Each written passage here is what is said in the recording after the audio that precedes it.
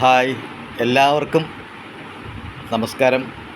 സ്മൃതിപർവം പരിപാടിയിൽ 2 ദിവസം പങ്കെടുക്കാനെത്തിയവർക്കും ചിലർ 1 ദിവസമാണ് വന്നിരിക്കണമെങ്കിലും ആ പരിപാടിയിൽ പങ്കെടുക്കാനെത്തിയ എല്ലാവർക്കും ഹൃദയം നിറഞ്ഞ നന്ദി. ആ പരിപാടി വിജയിപ്പിക്കാൻ കഴിഞ്ഞത് എല്ലാവരും ഒരു ടീമായി നിന്ന് വർക്ക് ചെയ്തുകൊണ്ടാണ്.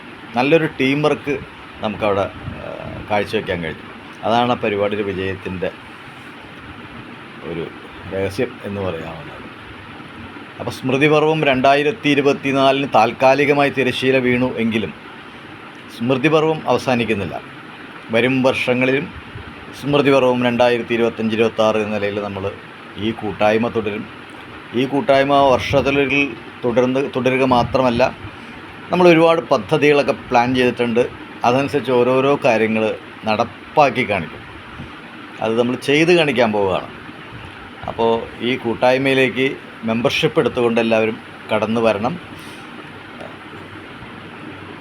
അപ്പോൾ കാണാം. എല്ലാവർക്കും, പങ്കെടുത്തവർക്കും ഇതിൻ്റെ പിന്നിൽ പ്രവർത്തിച്ച എല്ലാവർക്കും പ്രത്യേകം നന്ദി രേഖപ്പെടുത്തുന്നു. ബാക്കി നമ്മുടെ വരാൻ പോകുന്ന പരിപാടികൾ, നടപ്പാക്കാൻ പോകുന്ന പദ്ധതികളെല്ലാം പിന്നീട് വിശദീകരിക്കുന്നതാണ്.